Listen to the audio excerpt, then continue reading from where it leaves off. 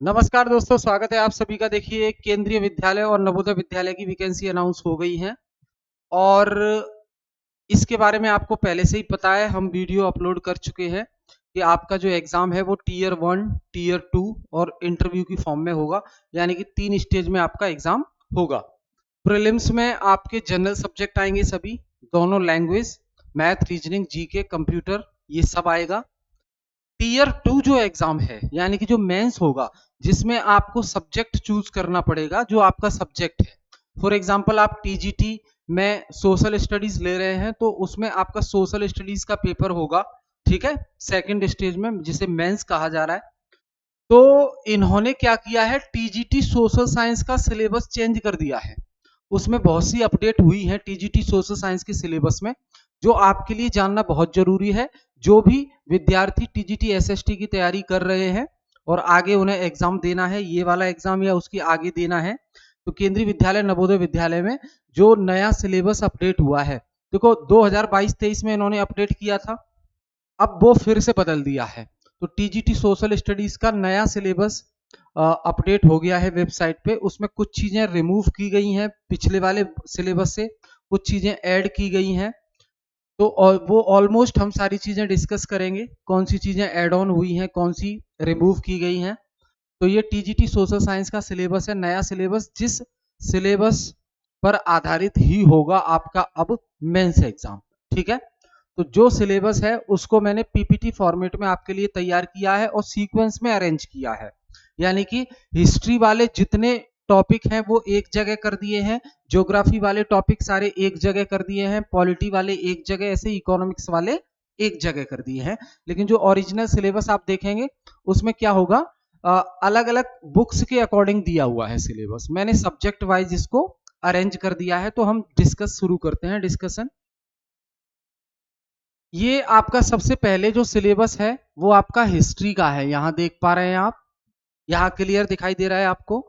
ये हिस्ट्री का सिलेबस है आपका, सबसे पहले KVS NBS TGT SST history syllabus 2025-26 के लिए।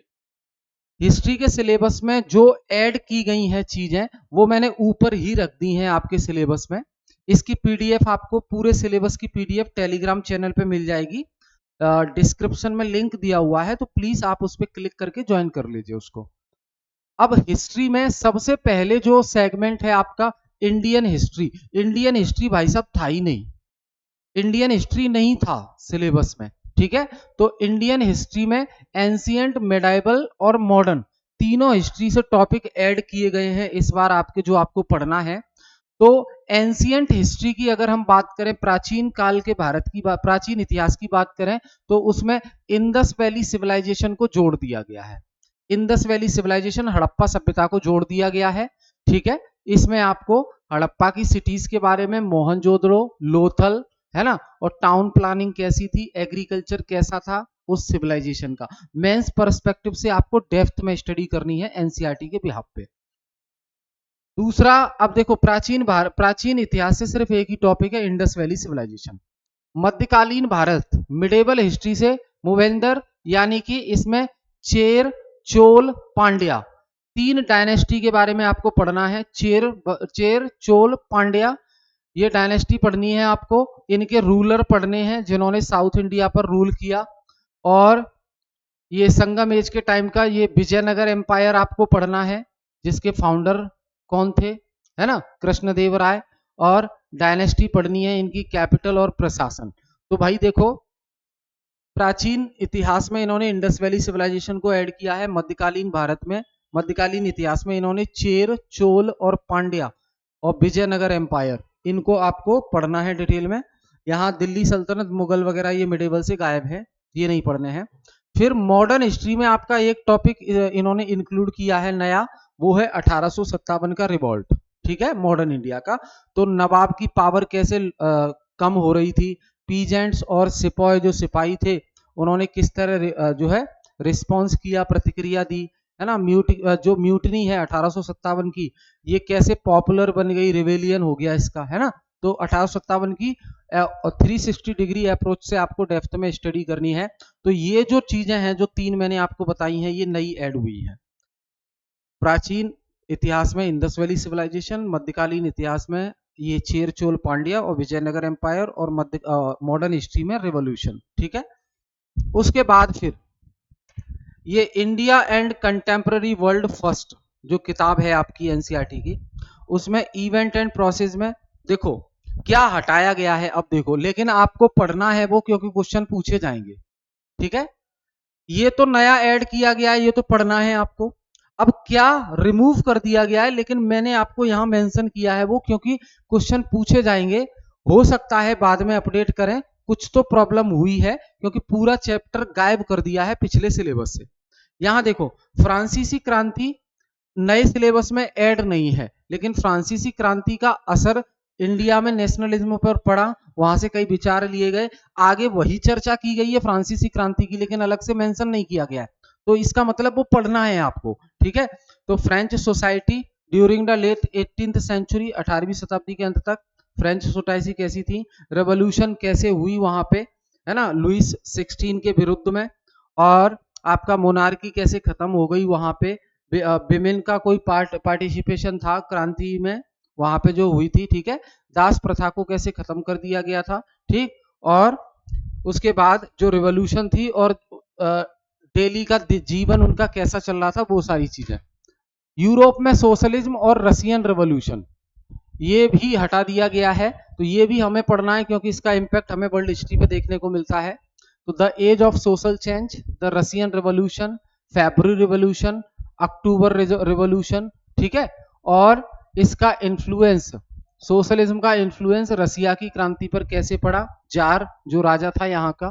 ठीक है, Nazism and the rise of Hitler, birth of the Weimar Republic. ठीक, और हिटलर का राइज कैसे हुआ, ये सारी चीजें आपको पढ़नी है यहाँ पे। अब आपका जो नया सिलेबस है, देखो ये रिमूव किया गया है पार्ट 2022-23 की तुलना में, इस पार्ट से रिमूव कर दिया गया है, लेकिन उसके बिना काम चल नहीं सकता है, क्योंकि क्वेश्चन पूछे जाएंगे। क्योंकि वहां पे एक लाइन लिखी है सिलेबस में, जो सिलेबस का लेवल होगा वो ग्रेजुएशन तक जाएगा, है ना। तो अब ग्रेजुएशन तक जाएगा तो टॉपिक तो ये लिंक करेंगे, इसका मतलब आपको इनडायरेक्टली पढ़ने को बोल रहा है, वो पढ़ना पड़ेगा आपको। लाइवलीहुड इकोनॉमीज और सोसाइटीज, तो यहाँ पे देखो फॉरेस्ट सोसाइटी और कॉलोनियलिज्म के बारे में पढ़ना है, कमर्शियल फॉरेस्ट्री का राइज कैसे हुआ वो देखना है। पूरा एनसीईआरटी है, ध्यान रखना, 12th तक की एनसीईआरटी है पूरा। ठीक, अब यहाँ पे देखो फॉरेस्ट ट्रांसफॉर्मेशन इन जावा और आपका मॉडर्न वर्ल्ड, फिर यहाँ पे कॉलोनियल रूल और पेस्टोरल लाइफ, ये आपको पढ़ना है। फिर आता है आपका India and the contemporary world second, Bharat और समकालीन विश्व द्वितीय। तो इसमें भी इवेंट और प्रोसेस, देखो नेशनलिज्म इन यूरोप की बात की है, देखो यहाँ फ्रेंच रेवोल्यूशन की इन्होंने बात की है। तो फ्रेंच रेवोल्यूशन और idea of nation, idea of nation कैसे निकल के आया फ्रेंच रेवोल्यूशन से। तो जब फ्रेंच रेवोल्यूशन से हमें ये पढ़ना है कि आइडिया ऑफ नेशन कैसे निकल के आया, तो सीधी सी बात है कि फ्रेंच के बारे में पूरी डिटेल पढ़नी पड़ेगी, इसलिए उन्होंने यहाँ पे थोड़ा मेंशन किया है, लेकिन पिछले सिलेबस में पूरा डिटेल में था, लेकिन हमें डिटेल में ही पढ़ना है, मैंने इसीलिए सिलेबस में यहाँ पे ऐड किया है आपको। ये जो सिलेबस आपको रीअरेंज किया है मैंने सब्जेक्ट के अकॉर्डिंग, ये आपको डेप्थ में स्टडी करना है टॉपिक वाइज। ठीक है, फिर रिवॉल्यूशंस जो होते हैं और जर्मनी और इटली कैसे बने आगे, वो हमें पढ़ना है, पूरा एनसीईआरटी में है। इंडिया में जो जैसे फर्स्ट वर्ल्ड वार हुआ, खिलाफत और नॉन कॉपरेशन मूवमेंट हुआ, ये हमें पढ़ने हैं। सिविल डिसोबीडियंस मूवमेंट की तरफ हम कैसे बढ़े, वो भी हमें समझना है, पूरा एनसीईआरटी का है आपका। फिर है आपका making of global world, the pre modern world, 19th century का पढ़ना है हमें। और इंटर वॉर इकोनॉमी, दो युद्धों के बीच में अर्थव्यवस्था कैसे चल रही थी। ठीक है, वर्ल्ड इकोनॉमी द्वारा से रीबिल्ड कैसे की गई। पोस्ट वॉर एरा, यानी कि युद्ध के बाद का समय कैसा था। ठीक है, इंडस्ट्रियलाइजेशन, इंडस्ट्रियल रेवोल्यूशन इंग्लैंड की, हैंड लेबर और स्टीम पावर, ये हमें पढ़ना है, बहुत योगदान था इसका औद्योगिक क्रांति लाने में इंग्लैंड में। Industrial growth, market for goods, ये पूरा हमें पढ़ना है। Industrialisation in the colonies, colonies में इंडस्ट्रियलाइजेशन कैसे हुआ, इंग्लैंड ने जिन देशों को गुलाम बना रखा था वहां पे इंडस्ट्रियलाइजेशन कैसे हुआ, वो देखना है। ठीक है, और फिर आपका ये भी एनसीईआरटी का चैप्टर है आपका everyday life, culture and politics, जिसमें प्रिंट कल्चर, मॉडर्न वर्ल्ड और first printed books, print comes to Europe, और print revolution and its impact, ठीक है। और आपका 19th century, India and the world of print, religious reforms और public debate के बारे में पढ़ना है। एनसीईआरटी के चैप्टर हैं पूरे। और new forms of publication of print and censorship, ठीक है। पूरे एनसीईआरटी के चैप्टर हैं बाकायदा सीक्वेंस में, ठीक। तो यहां तक ये हिस्ट्री का पूरा सिलेबस है जो मैंने आपको बताया। ये एक बार और देख लो, ये पूरा हिस्ट्री का सिलेबस है, ये और फिर ये था। तो इतना यहां तक आपको हिस्ट्री का सिलेबस है पूरा ओवरऑल। अब है ज्योग्राफी। ज्योग्राफी का सिलेबस थोड़ा सा ज्यादा है। तो इसमें कंटेम्पररी इंडिया, इसमें मोशन ऑफ द अर्थ जिसमें rotation, revolution, occurrence of day and night, change off season, latitude longitude, time निकालना, ये सब 6th क्लास की एनसीईआरटी में भी बताया जाता है आपको। अर्थ की जो आंतरिक संरचना है उसके बारे में पढ़ना है ना।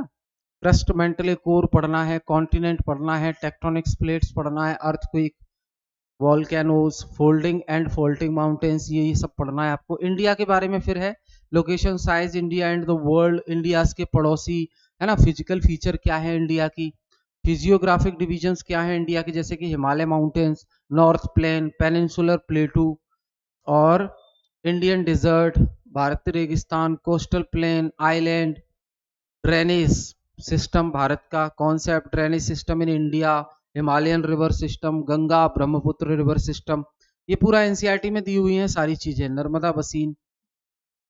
उसके बाद क्लाइमेट का चैप्टर है आपका, कॉन्सेप्ट, क्लाइमेट कंट्रोल क्या है, फैक्टर्स जो इंडिया के क्लाइमेट को इन्फ्लुएंस करते हैं, लैटिट्यूड भी इन्फ्लुएंस करता है, ऑल्टीट्यूड भी इन्फ्लुएंस करता है, प्रेशर, विंड्स, ये जो है इन्फ्लुएंस करते हैं, प्रभावित करते हैं भारत के क्लाइमेट को, ठीक है।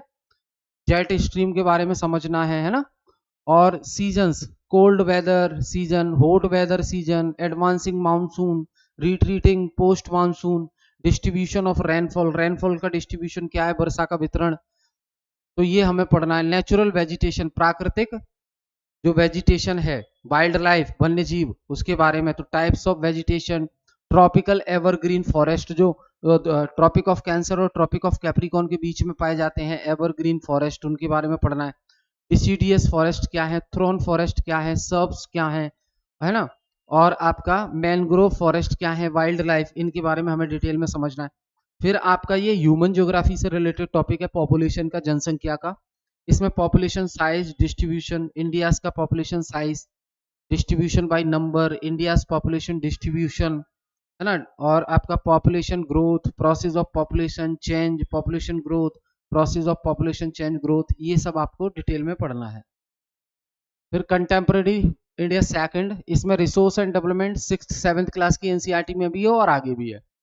तो इसमें रिसोर्स एंड डेवलपमेंट में development of resource, resource planning in India, conservation of resources, resource को कंजर्व करना, ठीक है। Land utilisation, land use pattern in India, India में लैंड यूज पैटर्न क्या है, लैंड डिग्रेडेशन, मृदा अपरदन, ठीक है। कंजर्वेशन मेजर्स क्या है, सॉइल एक संसाधन के रूप में कैसे सामने आती है, इसका क्लासिफिकेशन क्या है, सॉइल इरोजन क्या होता है, सॉइल कंजर्वेशन क्या होता है, फॉरेस्ट एंड वाइल्ड लाइफ के बारे में पढ़ना है, ठीक है हमें।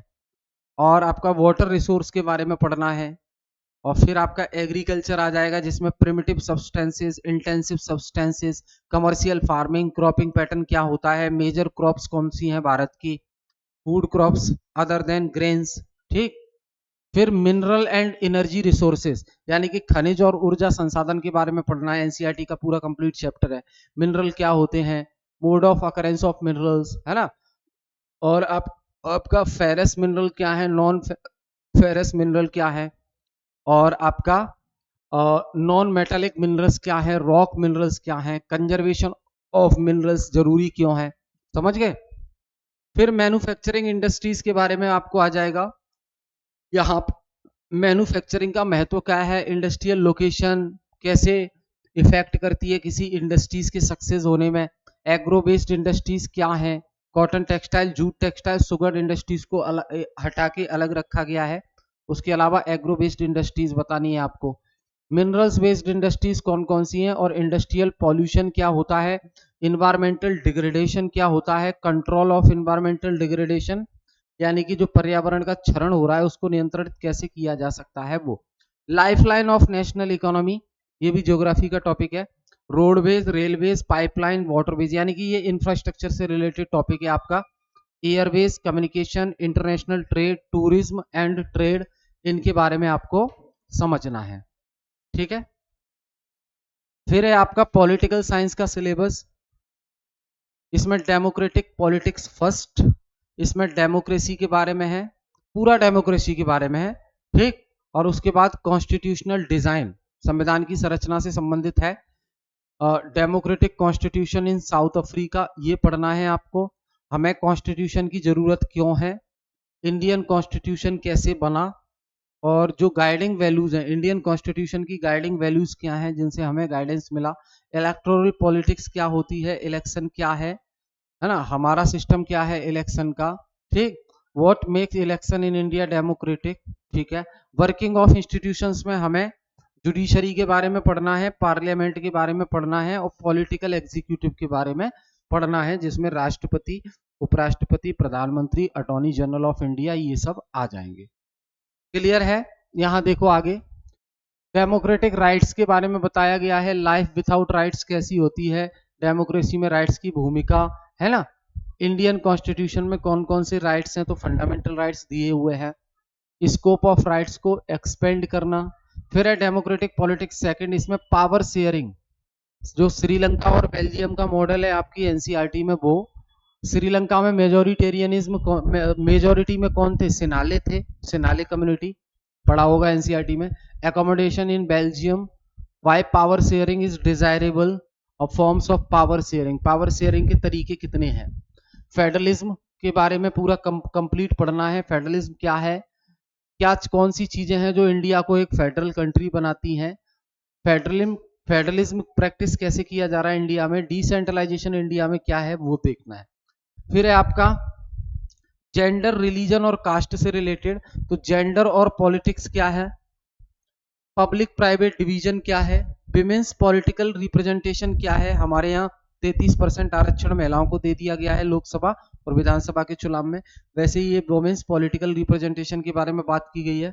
रिलीजन, कम्युनलिज्म एंड पॉलिटिक्स के बारे में बात की गई है। सेकुलर स्टेट क्या है, कास्ट एंड पॉलिटिक्स क्या है, जिसमें कास्ट इनइक्वालिटी, जातिगत असमानता जो हमें देखने को मिलती है, और पॉलिटिक्स इन कास्ट, कास्ट में पॉलिटिक्स। ठीक है, बिहार में देखा ही आपने, अभी चुनाव हुए जाति के आधार पर। Political parties, why do we need political party, हमें राजनीतिक पार्टी की जरूरत क्यों है, क्या मीनिंग है इसका, क्या काम होते हैं, जरूरत क्यों है इसकी। How many parties should be have, हमारे यहाँ नेशनल पार्टी कौन सी है, रीजनल पार्टी कौन सी है, वो पॉलिटिकल पार्टी वाला चैप्टर आपको अच्छे से तैयार करना है। ठीक है, clear. Outcome of democracy, democracy के परिणाम क्या होते हैं, तो how do we assess democracy's outcome, हमें कैसे पता लगता है। Accountability, responsive and legitimate government होनी चाहिए, अकाउंटेबल होनी चाहिए, रिस्पॉन्सिबल होनी चाहिए। इकोनॉमिक ग्रोथ एंड डेवलपमेंट क्या है, reduction of inequality, poverty, accommodation of social and dignity, freedom, ये आ जाएगा इसमें। फिर है आपका इकोनॉमिक्स का सिलेबस, तो वही 9th क्लास की एनसीईआरटी से स्टार्ट कर दिया गया है। People as resource 9th class की एनसीईआरटी का चैप्टर है।